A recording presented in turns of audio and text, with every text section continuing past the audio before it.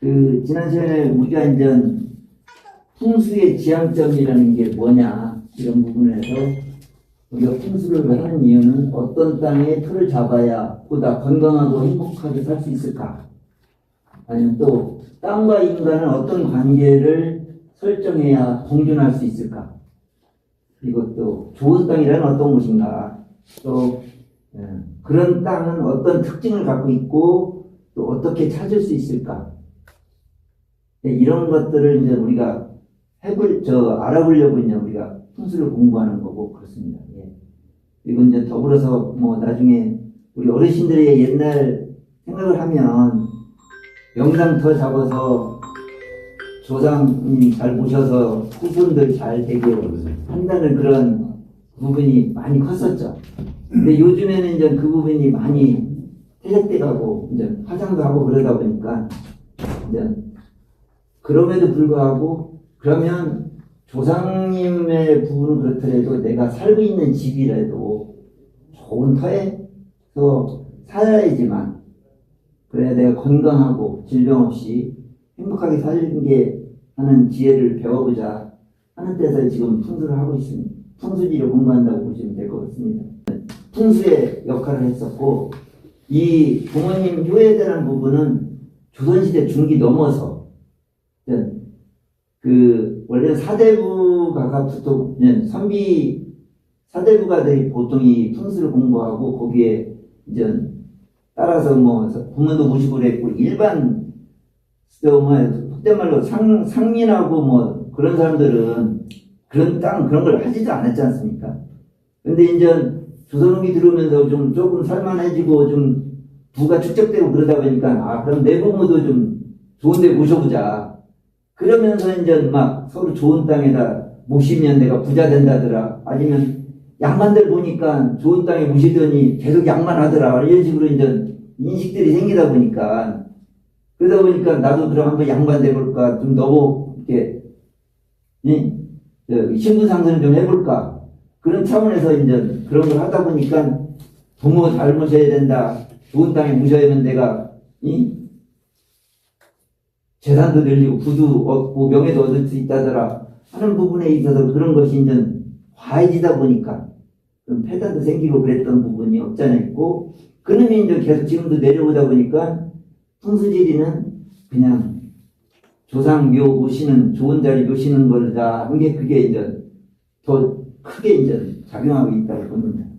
근데 이 부분을 조금 이제 바꿔서 내가 편하게 살고 건강하게 살 수 있는 그런 터를 잡는 방법을 좀 터득하는 것도 터득하고 공부해 주는 것도 앞으로 우리가 풍수를 공부해야 되는 방향이 아닐까 하는 생각이 듭니다. 네.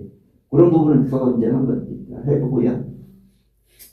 그리고 그래서 이제 우리가 동양적 사고는 그 땅을 능동적인 그것으로 보아서 만물을 키워내는 활력이고 그 인간의 기룡화복을 준다고 보았는데 그래서 이제 그랬는데 이 서양 쪽에서는 지난해 말씀드렸는데 그 땅을 무생물로 취급해가지고 인간이 거주하는 지역, 인간 생활에 돕는 재화나 생산지로서 이런 식으로 해서 이제 지금 계속 필용적인 것으로 보았다 볼 때 설명이 들었었는데 가이아 가설에 대해서 말씀하신 분이 안 오셨는데 그래서 제가 가이아 가설을 이렇게 말씀하셔가지고 그것을 다시 한번 가서 공부하니까 이건 어떻게 보면은 동양 사상하고 매치되는 부분이다.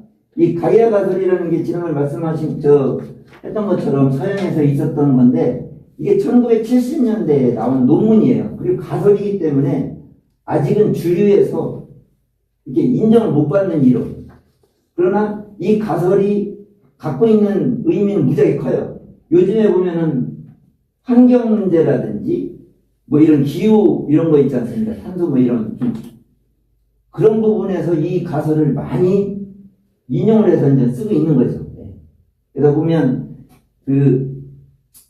가이아라는 게 그리스의 대지의 여신이라고 그러더라고요. 이게 그래서 그 가이아 여신 부분을 이제 착안해가지고 영국의 제임스 러브룩이라는 사람이 주장을 했고, 그래서 지구와 지구에 살고 있는 생물, 그 다음에 이제 대기권, 토양, 대양 등을 포함한 능동적이고 살아있는 지구를 가리키는 존재로서의 가야를 사용했다.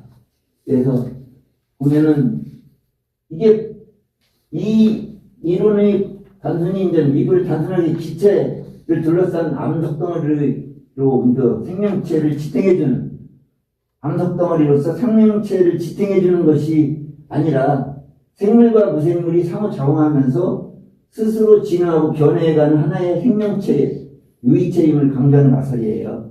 이걸 보면은 풍수지리에서 얘기하는 거하고 거의 상통하는 이론이잖아요.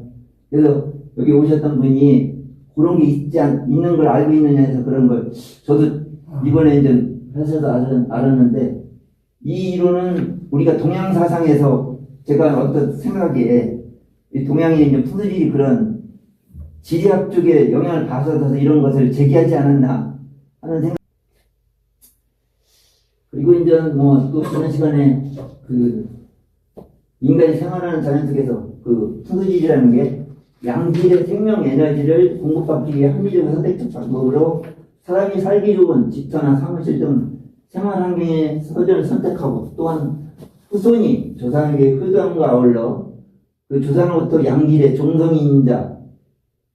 종성인자라는 게 이제 아까 말씀드린 대로 우리가 얘기하는 정자, 씨를 또 환경, 생명 에너지를 공급받아 좋은 기운과 명당 자리에 맞는 조상 흉터를 찾아 하는 방법이라고 이제 판가하고 그런 학문이라고 보시면 되겠습니다. 다시 한번 말씀드리면. 그래서 땅과 어우러진 바람과 물의 이치를 파악하고 보다 좋은 곳을 찾아서 인간 삶에 이용하여 인간이 유익함을 얻고자 하는 하나의 방법론이 풍수지리다. 그렇게 다시 한번 이해해 주셨으면 합니다.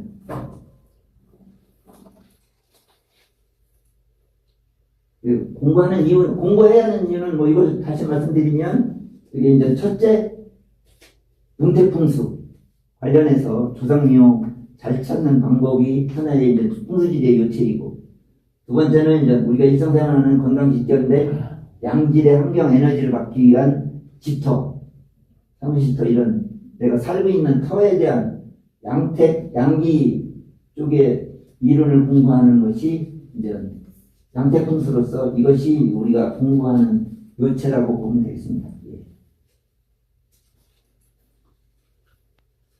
그러니까 지난번에 전에 그리고 이제 요즘에 아까 말씀드린 대로 자손에 대한 행복 불행을 주는 그 부상 요구에 대한 에너지의 영향이 제일 큰데, 그 부분이 이제 땅속에 있는 유골 에너지가 그 자손의 동주하고 간섭인가에 따라서 그 자손의 행복과 불행이 결정된다고 말씀드렸었지 않습니까? 그 때문에 이것이 만약에 우리가 좋은 명당터가 아니면 조상님들을 하장하는 것도 하나의 방책이다. 말씀드렸다시피 하장을 하면 그 조상님으로부터 받는 유전형질이 같아서 조상님, 이게 풍수는 아주 단순한 거지 않습니까? 땅의 기운을 내가 받는 거잖아요. 근데 여기서 조상의 유골을 통해서 받는 것이지, 조상의 유골 에너지를 받는 것도 있긴 있지만 그것이 아니라 조상이 묻혀있는 땅의 기운을 받는 거거든요. 좀 이제 뒤에도 말씀드리겠지만, 우리나라는 그 땅의 기운, 그 땅의 그 지형 구조 자체가 선구조로 돼 있어서 이게 뭉쳤다가 흘러가고 뭉쳐서 흐르는 부분에 그 땅 기운이 이게 뭉치는 부분이 되게 세요. 그런데 중국이나 일본 같은 데는 땅의 기운이 뭉쳐 있는 게 뭉치는 그런 기운이 별로 없는 입체 구조라든지 이제 판 구조, 환한 들판 같은 구조로 되어 있기 때문에 그쪽하고 우리 나라하고는 다른 풍수적 이론이 있는 겁니다. 그래서 그런 부분을 우리가 잘 하면, 뭐 중국이나 일본은 그렇게 산다고 치더라도 우리는 우리 지형에 맞는 그런 그 땅의 기운을 얻을 수 있는 방법을 찾아야 되지 않을까. 그래서 이제 말씀드리겠지만 자생풍수라는 게 그런 측면에서도 우리나라에 나타나 있었지 않나 하는 생각이. 그런데 하여튼 풍수지리를 공부하려면 먼저 좀 풍수의 역사를 한번 좀 봐야 되지 않을까 하는 측면에서 한번 정리해 봤습니다. 그 풍수의 이론 면이나 응용 면에서 충주 정치대를 거치며 주역과 음양호의 이론이 풍수 이론에 심층적으로 정립되어서 만들어진 거라고 보시면 되겠습니다. 지금부터 약 2000여 년 전 그 중국 후한 때 청호저라는 분이 지리학 관점에서 체계화된 현존하는 풍수지리의 원전격인 그 청호경을 저술하는데 이게 풍수지리학의 역사적 기원이라고 볼 수 있겠습니다.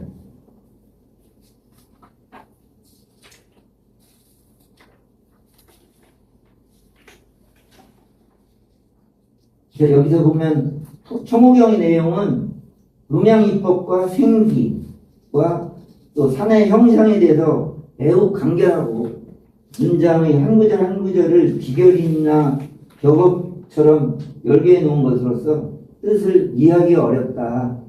그리고 지금 그 청호경은 얼마나 공부하셨어요? 지난번에 하셨던데 다 한번 쭉 다 보신 거예요? 청호경 공부. 앞에 것만 봤죠. 앞에. 그래서 청호경 보시면 아시겠지만 너무 간결하니까 해석하기가 좀 그럴 거예요. 그리고 그 뒤 한 400년 후에 본격적으로 풍수가 풍수 이론이 정립되기 시작하는데 중국 진나라 그 사람 곽박이라는 사람이 청호경을 바탕으로 해가지고 장서라는 걸 저술합니다. 그게 어떤 거냐면 구체적인 해석을 청호경에 대한 구체적인 해석을 내리고 풍수의 이론과 실천을 전체적으로 기술을 해서 풍수의 발전을 서서히 공헌하기 시작하는 것이죠. 특히 이것은 현종이라는 왕이 장서를 비단에 금낭이라는 비단 무쌍에 싸가지고 또 장로 깊숙이 해서 비밀스럽게 그렇게 했다고 해서 금낭경이라는 게 그렇죠. 여러분들 많이 아시겠지만 금낭경이 거기서 나온 얘기고, 그리고 후대에 장서가 일반 여러 세상에 알려지면 사람들이 보면서 장서가 장경처럼 우리 불경이나 성서처럼 장경이라는 이름을 붙이게 되는 것이죠.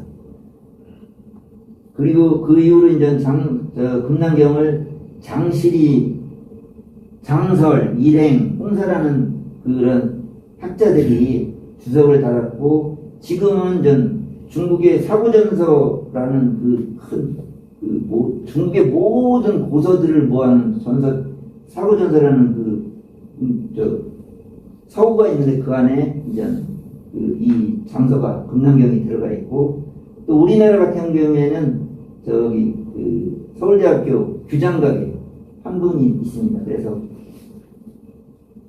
이 부분 하여튼 이게 풍수를 정립하고 체계하는 학문을 체계적으로 정립했다고 우리가 볼 수 있는 저서라고 볼 수 있습니다. 그리고 또 한 가지가 뭐냐면, 여러분들 들어보셨는지 모르겠지만 호수경이라고 좀 들어보신 적 있을 때요.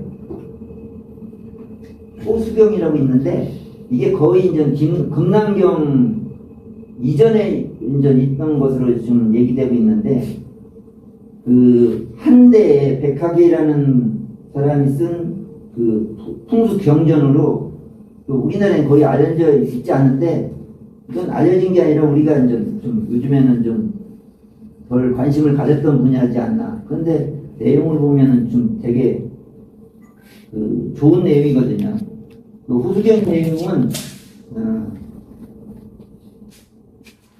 곽박의 금낭경과 같이 깊은 연관이 있는데, 조선 왕조실록의 호수경의 주원편과 그다음에 수원편 일부가 인용되어 있기 때문에 호수경은 조선 초기부터 유명했던 풍수지리 문헌입니다. 그런데 우리가 요즘에는 그게 제가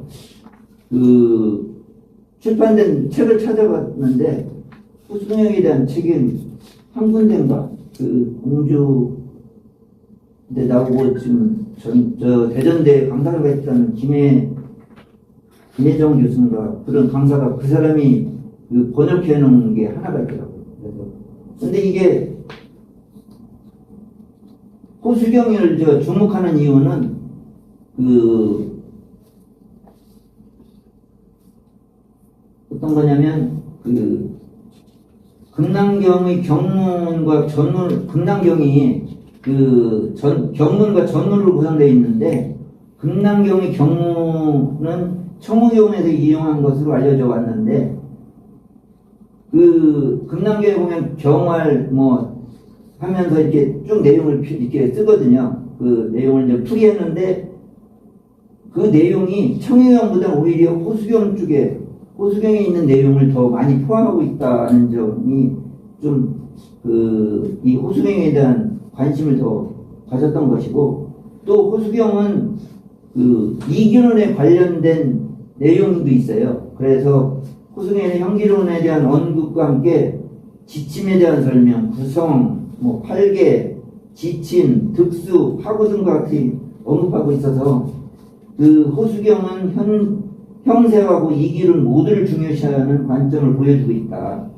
볼 수 있고 따라서 호수경에 대한 연구는 이기론을 보다 분명히 이해할 수 있음을 의미하고 또 이기론의 주요 내용이 언급된 초기 문헌이라는 점에서 매우 중요한 것인데 이것도 저도 이제 논문을 쓰면서 여기저기 이제 인용됐다고 호수경에서 인용됐다는 그런 문장을 많이 봤는데 전체적으로 보지는 저도 못했습니다. 그래서 언제 한번 이런 부분도 한번 다시 저도 공부해가지고 함께 공부할 수 있는 기회가 됐으면 좋겠습니다.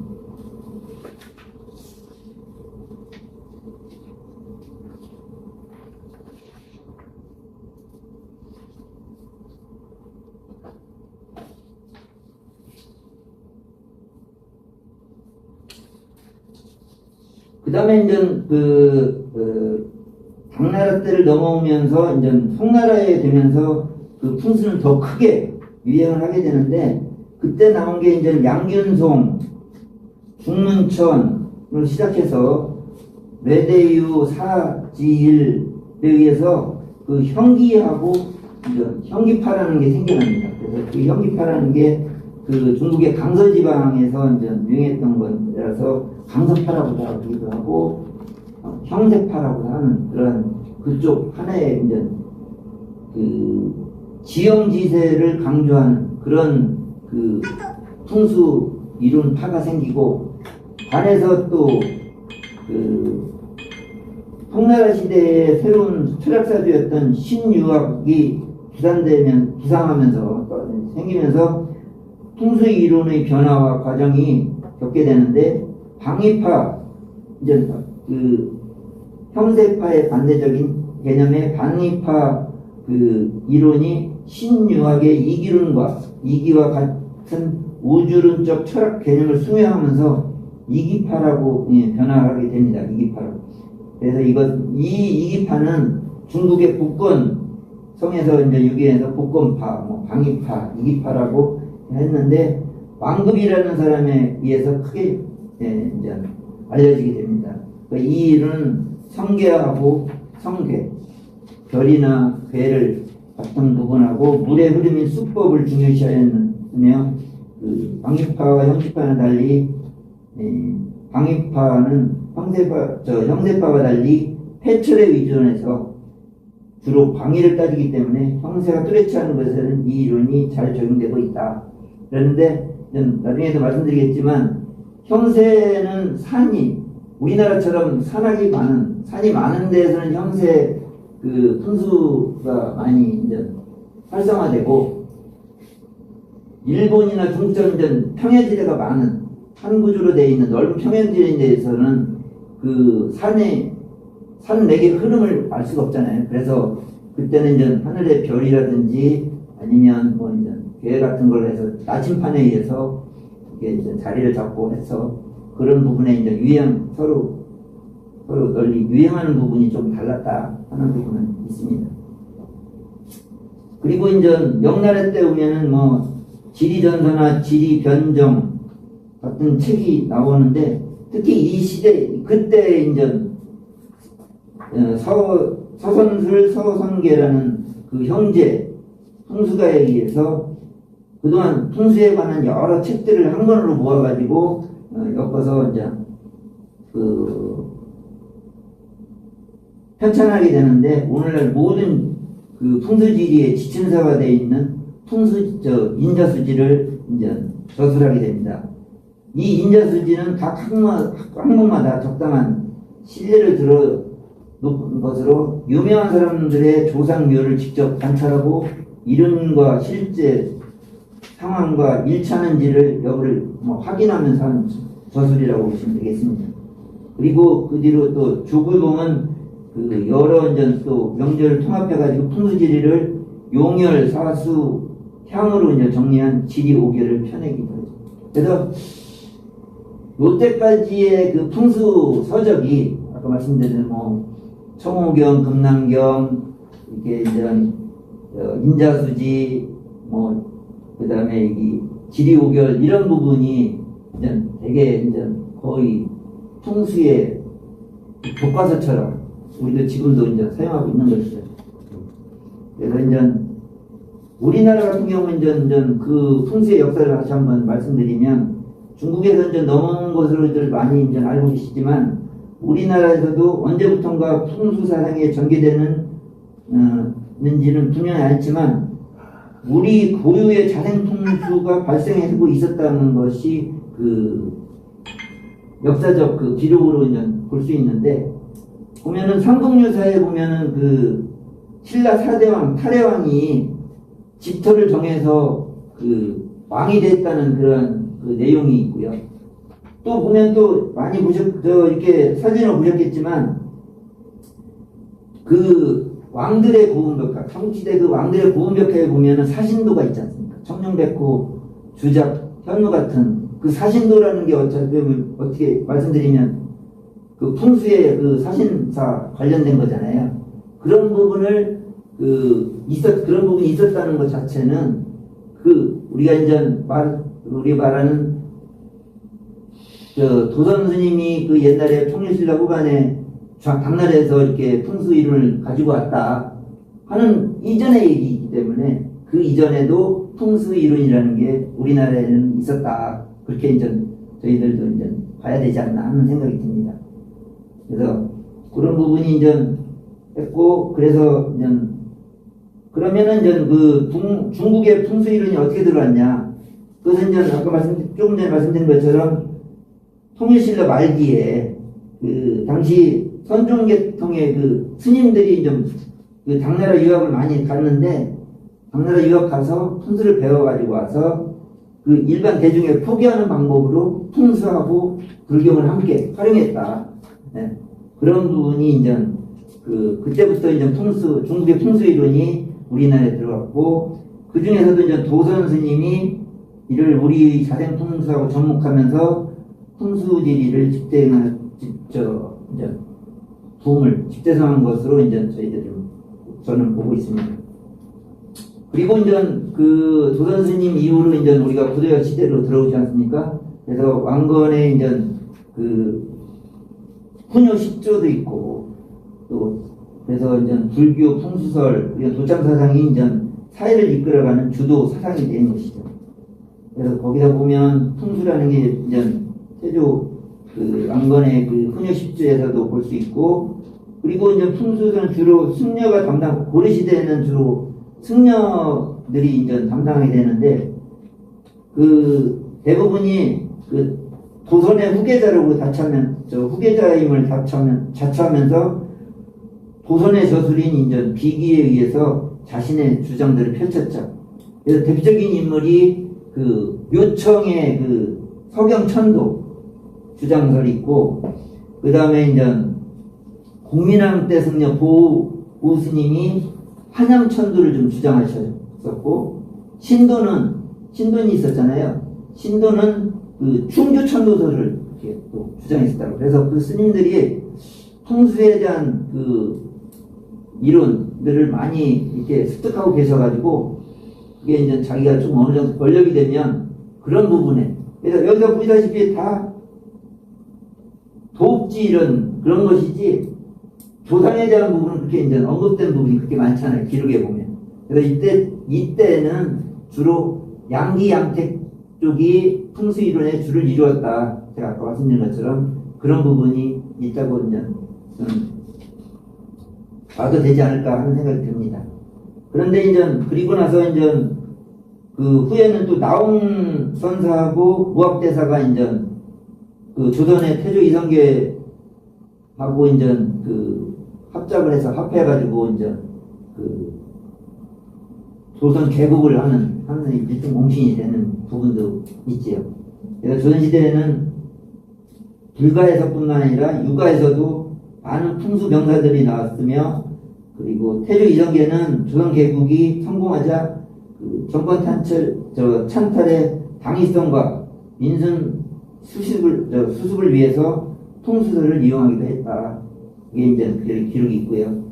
특히 유학을 정치 이념으로 내세웠던 조선시대에서는 풍수에 대한 관심은 관심이 더욱 높아져 가지고 이제 뭐 무명파를 설치하고 또 그 직원을 뽑는 과거 시험도 이제 만들었던 것이죠. 그리고 또한 사대국가에서는 풍수지를 모르고서는 행세할 수 없었으며 선비나 승려 사이에도 귀인이나 도사들이 많이 나왔으며 이제 민간에서는 이게 풍수설이 신앙화되면서 문택에 많이 조상 숭배 효사상으로 이제 문택이 더 유연하게 되는 거예요. 일반 민중하게 되는 거예요.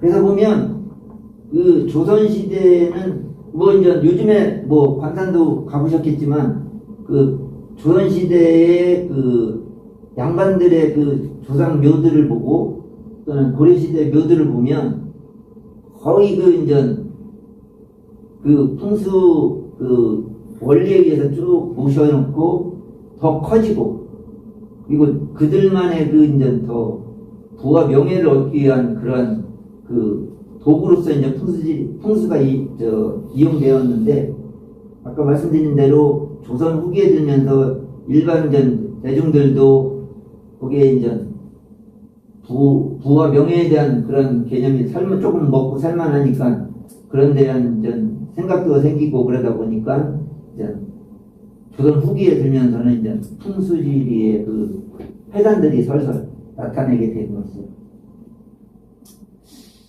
그 중에서 이제 우리가 또 하나의 서적을 한번 집중해서 좀 볼 필요가 있는데 들어보셨는지 모르겠지만 그 이중환 조선 영조 때 이중환이라는 사람이 지금 택리지 때에서 들어보셨죠? 그 택리지가 이제 우리나라 최초 인문지리서라고 할 수 있어요. 그래서 내용은 뭐 그 서문, 시민총론, 팔도총론, 북거총론, 총론, 발문으로 이렇게 구성되어 있는데 이 책은 전국 각지의 그 풍수지리적 특성과 함께 자연과 인간 생활과의 관계를 서술하고 있고 그다음 인문지리에서의 시초로 평가받고 있는 거죠. 그래서 보면 그 중에서도 이제 그 택리지의 북거총론 부분이 가장 큰 부분을 차지하고 있는데 살기 좋은 곳의 기준을 자세히 설명하고 있고 이것은 사람들이 살만한 곳을 선정하는 기준으로 어떤 거냐면 지리, 풍수 지리 쪽에 이제 부분하고 또 생리, 경제적인 이제 생활 터전은 어떠해야 되느냐 그런 부분하고 또 인심, 사람들의 그 인심은 어떠해야 되느냐 그리고 또 산수라고 해서 내가 살고 있는 주위의 경관들은 어떠해야 되느냐 이런 부분을 이제 그 조건으로 해서 서술한 겁니다. 그래서 그리고 이중환은 이 네 가지 요소 중에 하나라도 충족되지 못하면 이상적인 거주지가 아니다 이런 식으로 해서 저술하는 것이 택리지입니다. 이 택리지도 한번 기회 되면 한 번씩 읽어보시면 재밌습니다. 전국 활도에 대한 그 지리가 어떻게 돼 있고 어디가 괜찮은 터라고 하면 평가해 놓은 게 일어나서 재미있습니다.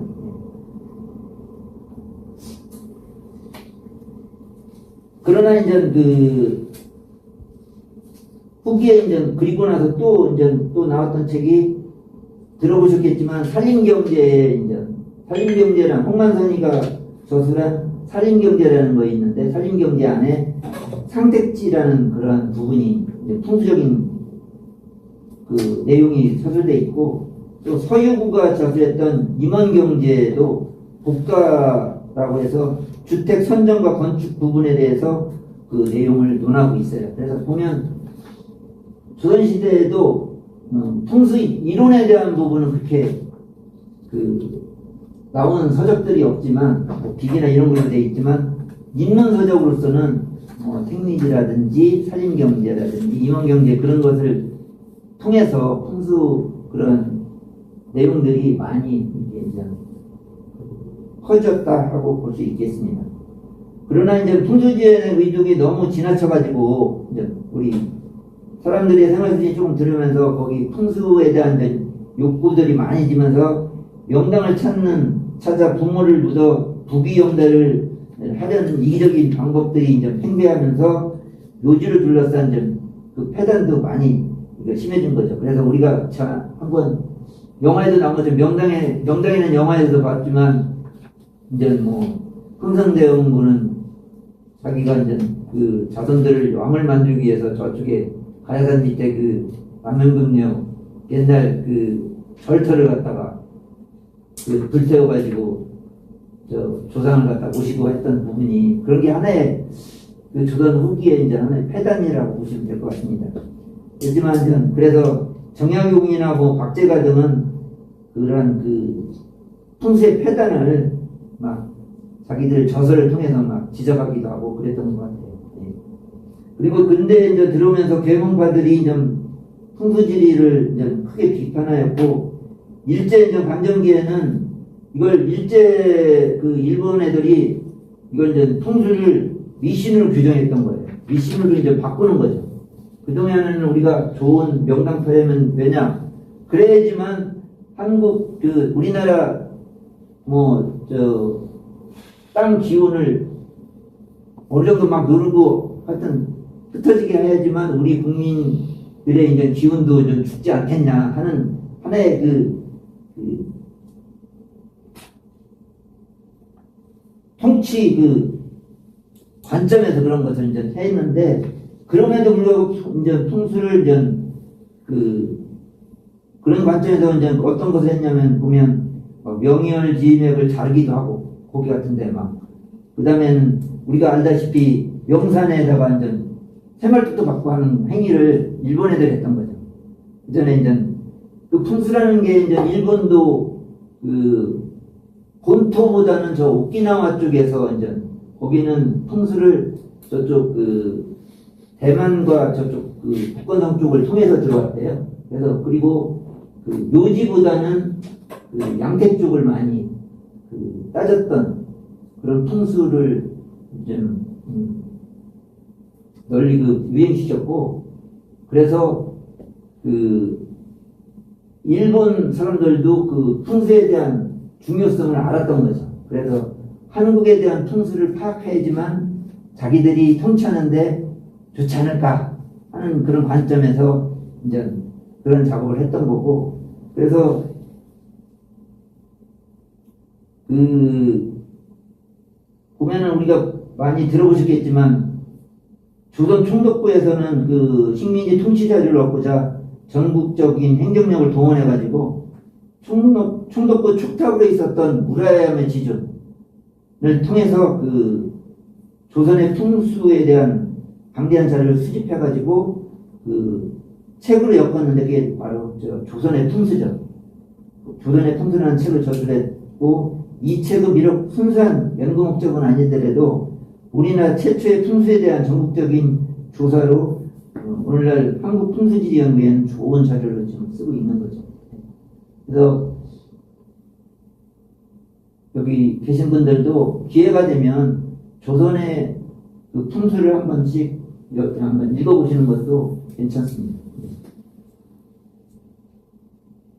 오늘날에는 그래도 많은 학자들에 의해서 풍수지리학 연구가 진행되고 있고, 연구 자료도 계속 대학원 논문이나 그런 석사 논문을 찾아보시면 보시겠지만, 풍수 관련 자료들이 무지하게 논문들이 많이 지금 생기고 있습니다. 그래서 그런 부분을 한번 읽어보시는 것도 풍수에 대한 이론을 공부하는데 많은 도움이 되지 않을까. 쉽게도 풀어놓은 부분도 없잖아요. 있고 그래서 그렇습니다. 그래서 이제 원리의 한 첫 번째가 이제 기라는 겁니다. 기는 다른 말로 에너지, 또 지기 에너지 이런 게라고 이제 말씀을 드릴 수 있는데, 이게 무엇인가 하는 부분을 이제 한번 정리해서 말씀드리겠습니다. 오늘날에는 기를 에너지라고 일컬고 있습니다. 동양 관점에서 기는 조화의 원질로서 숨, 힘, 전기, 생기 등으로 의미하는데, 그리고 살아서 움직이고 변화하고 운동하는 생명체 드나드는 보이지 않는 생명으로 본 게 이제 동양의 관점이라고 말씀드릴 수 있겠습니다. 동양 사상가들은 삼라만상계의 모든 존재 현상은 기의 치산, 즉 기가 모아지고 흩어짐에 따라서 생겨나고 없어진 것으로 기를 생명 그 자체이자 생명의 근원으로 본 것이죠. 따라서 기를 만물 또는 우주를 구성하는 기본 요소로 물질의 근원 및 본질로 보며 에너지라고도 합니다. 다시 말해서 기는 즉 에너지는 우주의 본원으로 어느 곳이든 없는 곳이 없고, 무소무제, 새로 생기지도 않고 없어지지도 않고, 또 시작도 없고 끝도 없는 것으로 불변형지이다라고 이렇게 말씀드릴 수 있겠습니다. 그리고 존재하는 만물은 존재하기 위해 에너지를 가지고 있으며, 그 에너지는 고유의 파장을 가지고 같은 파장과 반응하려는 특징이 있다. 이게 되게 중요한 우리 풍수를 공부하는 사람들은 알아야 될 개념입니다. 그래서 만물에 이제 에너지가 있고, 그 에너지는 고유한 파장을 가지고 있고, 그 파장들은 같은 파장끼리 반응하려는 특성이 있다. 이것이 이제 우리가 앞으로 공부하게 될 동기감이라든지 생기이론 그런 부분의 기본적인 개념이 된다. 이렇게 보시면 되겠습니다. 그래서 천지간에 존재하는 일체의 에너지 및 그 에너지장의 기는 에너지장인 기는 지기 에너지장 또는 풍수기 에너지장, 천기 에너지장 이렇게 이제 있는데, 에너지장, 에너지 이 부분은 좀 다음 차트에서 이제 설명을 다시 한번 더 깊게 말씀드리겠는데, 간단히 얘기하면 에너지라는 것은 하나의 물체에 내재되어 있는 기라고 보시면 되고, 에너지장은 그 물체 주위에 에너지에서 뿜어나온 에너지의 바운드, 필드라고 보시면 돼요. 그런 관점으로 이제 이해하시면 되니까, 나중에 하는데, 그래서 지기 에너지장은 어떤 것들이 되어 있느냐? 핵력장, 아까 말씀드린 지구 핵력장이라든지 중력장, 그 다음에 인력장, 청력장, 만유인력 같이 끌어다니고 밀고 하는 그런 장, 힘, 그 다음에 강력장, 양력장, 그 다음에 전기장, 전자장, 이런 부분이 이제 지기 에너지의 구성 요소라고 이제 생각하시면 되겠습니다. 그리고 풍수기 에너지장이라는 것은 열력장, 에너지장, 그 다음에 풍력, 바람, 풍력장, 수력장, 이런 것들은 이제 풍수기 에너지장으로 보시면 되고, 그 다음에 천기 에너지장이라는 것은 하늘 기운으로서 이제 태양력장하고 우주 전체 에너지장, 우주에 있는 은하계 행성에서 오는 그런 에너지라고 보시면 되겠습니다. 기는 형태를 바꿔가며 순환하는 우주 공간에 있는 모든 에너지를 의미하죠. 우주는 기의 변화와 순환 법칙에 따라 운행합니다.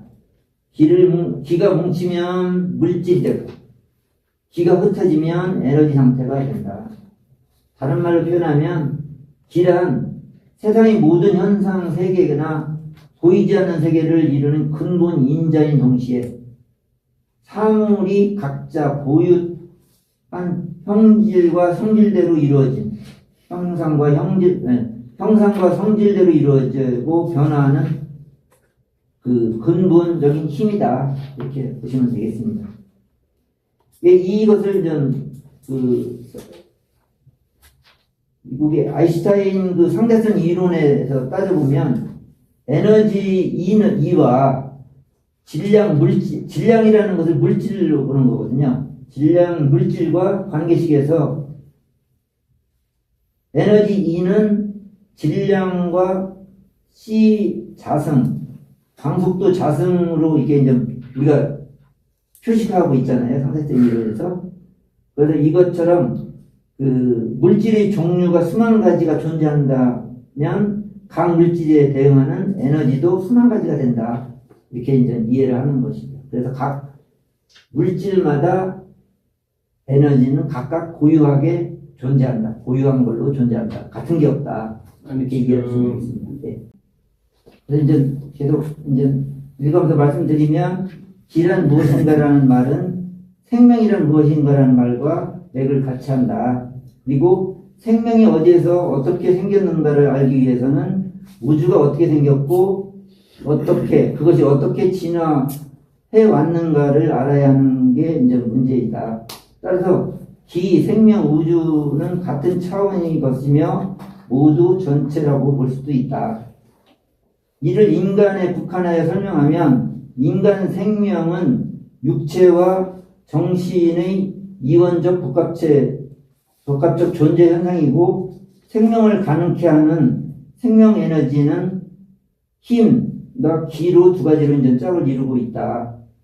힘은 육체를 관장하는 에너지로서 음식물과 공기, 물이 그 원천이고 기는 정신이 관장하는 에너지로서 우주 에너지가 그 원천이다. 이렇게 정리하고 싶고요.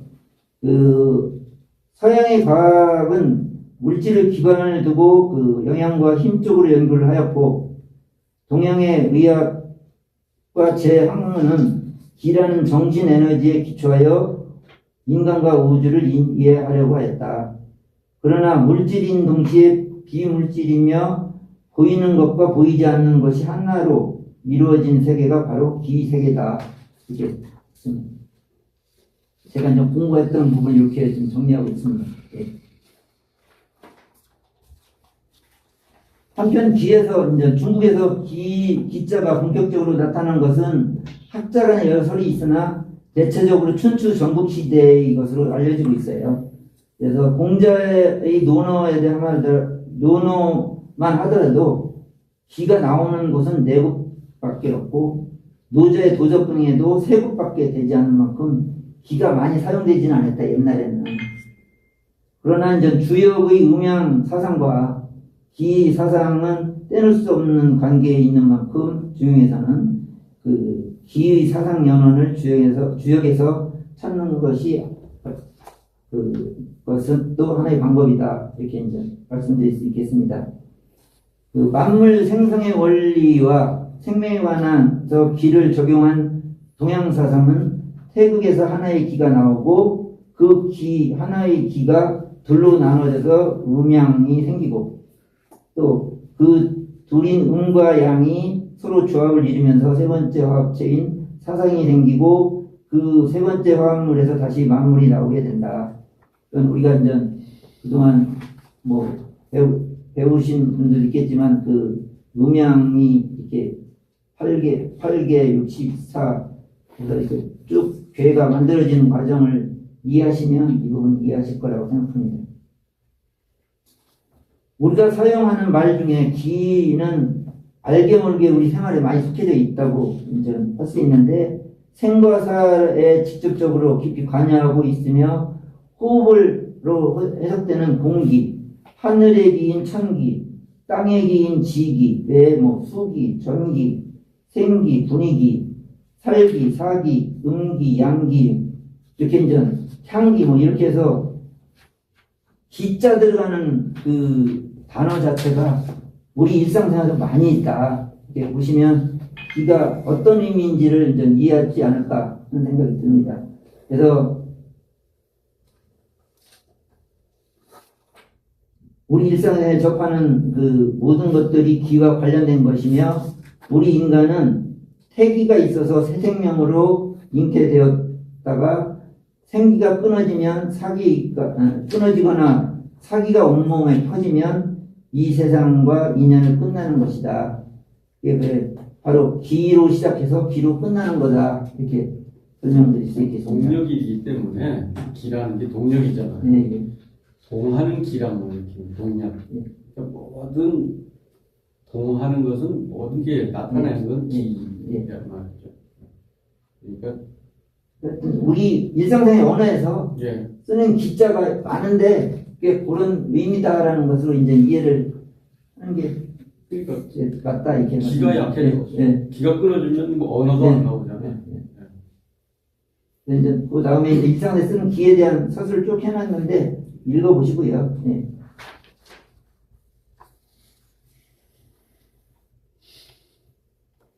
한편 풍수지대에서 기라는 전 지표면 아래로 그 산맥이 따라 흐르는 땅의 기운,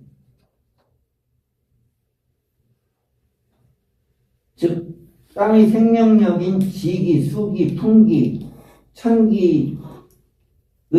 천기와 이 기들의 생명력이 약동하고 움직이게 하는 생기를 대상으로 한다. 이렇게 말씀드린 대로 아까 말씀드린 대로 그렇게 이해하시면 좀 더 편하지 않을까 단박하게. 그리고 또한 기를 생명력이 활발하게 살아있는 생기와 이미 늙고 병든 혹은 죽은 사기 및 무기기로 분류하기도 한다.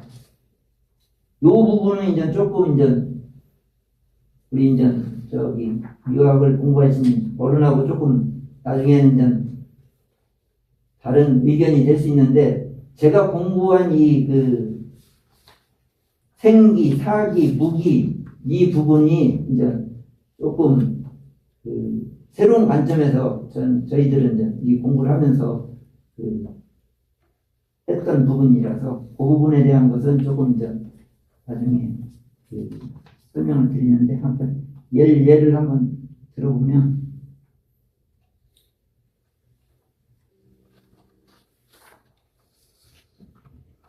요게 이제 저희들이 이제 공부를 하는 부분의 한 부분인데 이제 보통 보면은 그냥 여기 시간이 얼마 됐으니까 말씀드리면 이게 이제 그 어떻게 보면 무의 세계 그리고 그 밑에 이제 그 음양이 생기지 않습니까? 태극이 생기는데 이 음양이라는 것도 어떻게 보면 새로운 관점에서 보면 음하고 양도 있지만 음과 양이 함께 있는 것 존재도 있지 않겠느냐 하는 관점으로 접근하는 거예요. 그래서 음도 아니고 양도 아닌 것도 있다는 전제로 해서 보면 세 가지 경우로 그놈이 이제 다시 분할해서 양, 그리고 가운데 이제 음양이 음도 아니고 양도 아닌 것을 우리가 아까 말씀드린 대로 무기라고 보는 거예요. 저희들이 이제 정의하기를. 그래서 이런 부분으로 하고 이놈을 2차에서 이제 다시 분할하면 또 이렇게 우리가 음양에서 이제 불려면은 사상이 되지 않습니까? 사상이 이제 사상 분리되는 과정을 이렇게 다시 표로 만들어 보면 다른처럼 만들어 보면 이렇게 이제 아홉 가지가 생기는 거죠. 그래서 이 아홉 가지가 다시 또 분할하면 4차원으로 보면 이렇게 해서 여기 우리가 보면은 사상에도 저기 8기에서 보면 이렇게 났잖아요. 권태, 이진, 손권, 간권 이렇게 손강, 강권 이렇게 생기잖아요. 요 부분에 지금 안 돼 있는 부분 있잖아요. 이게 부분을 이제 삼원론적으로 이제 설명을 하는 부분이 있습니다. 그래서 요 부분은 조금 나중에 뭐 서로 간에 이게 의견이 다 다를 수 있는데 제가 공부할 때는 요 부분도 어느 정도는 제가 저도 이 부분을 배우면서 이런 경우도 생각해 볼 수 있지 않느냐 하는 차원에서 나중에 한번 공부하는 시간 한번 가져보겠습니다. 그리고 지금 가운데에 아까 말씀하실 때 네. 음양 합상체라고 하셨잖아요. 음도 아니고 양도 아닌 거. 그런 존재가 그게 있나요? 있지 않을까요? 그럴 수- 라고 이제 보는 그럴 거죠. 수가 있을까요? 네. 음도 아니고 양도 아닌 그런 게 있을까요? 그거는 생각해 본 적이 없는데. 한번 저는 있다고 저는 생각해서 이제 우리 선생님도 그렇게 설명을 하셨는데 뭐가 있습니까? 실례를 들어보시죠. 실례를 들어보시죠. 신뢰를 실제 아니 그런데 이게 관념적인 거니까 어차피 다 아니 관념적인 네. 거라도 우리가 음하면 뭐 실례를 들을 수 있고 양하면 실례를 들을 수 있고 이게 그건 지금 말씀하신 건 음도 아니고 양도 아니다 그럼 중성 뭐 이렇게 그렇죠. 표현해요. 중성이라고 보는 거죠. 어떻게 보면. 네. 근데 원래 물체에는 음양이 늘 공존하는 거예요. 그렇죠. 음 없이 양이 네. 체가 이루어질 수 없고 네. 양 없이 그 생명이 될 수가 없고 그렇기 때문에 공존인데 어떤 것이 내면하고 있고 어떤 것이 외면으로 되어 있는가 내외가 바뀌어 있는 것이죠. 예를 들어 여성을 우리가 음이라고 본다면 겉으로는 음인데 내면은 양이에요. 남자가 양이라고 본다면 겉으로는 양이지만 내면은 음이라는 말이에요. 그래서 남자를 음흉하다 이런 말을 하잖아요. 가슴에 음을 품고 있다. 그러니까 남자는 그래서 참을성이 있는 거예요. 여성들은 그래서 참을성이 비교적 약하고 폭발을 빨리 감정을 드러내고 남자는 숨길 줄도 알고 이런 작용들을 한다는 거예요. 실례지만 이게 왜 이제 제가 에너지 체하고 에너지 장 이제 지금 아까 에너지 장 이렇게 한 게 아니라 뒤에 가면 에너지 체, 에너지 장 체하고 장으로 이제 설명을 드리는데 근데 장이니까. 예, 그 장이라는 부분을 이게 여기에 이제 그 용어를 의미를 반영을 못 시키면 어떤 상황이 되냐면 우리가 그렇잖아요. 사신사 이제 풍수에서 이제 그 혈장의 구성 요소에 사신사가 있지 않습니까? 그럼 청룡, 백구, 현무, 주작에 우리가 영향을 받아야 이게 혈장이 만들어지는 거예요. 그게 받아요. 장인데 예, 이제 그 장을 우리가 살펴서 응용한다는 말이죠. 예, 예. 그래서 예. 짙어를 쓰던 묘토를 쓰던 이제 응용을 하는 거니까 예. 이 과정은 D라는 말이에요. 이걸 이제 이게 하는 거니까 그래서 우리가 이제 응용하는 기술적인 부분을 좀 이렇게 설명하셔야 되고, 그거는 그냥 참고적으로. 차용하는 용어다 그렇게 보시면 됩니다. 예, 지금 이 각도에서 그 원기론으로 들어가면은. 그렇죠. 여기서는 기라는 의미를 예. 지금 기라는 게 어떤 의미라는 걸 그냥 그러니까. 말씀드리고 나중에 풍수에서 이 기는 또 새로운 건 그때부터는 이제 에너지 관점으로 이제 설명을 드릴 거니까 동양 부분도 있겠지만 저 사상적인 부분도 있겠지만 기본적으로는 이제 우리가 편리하게 그 풍수의 원리를 이해할 때 하나의 이제 이게 이제 우리가 사구라고 그런단 말이에요. 장의 구성을 예. 사구라고 하잖아요. 예. 이제 본터가 있고 사구가 있고 이런 것들을 이제 응용한 그 구조적인 것으로 예. 좀 설명을 하시는 게 훨씬 나을 것 같습니다. 제가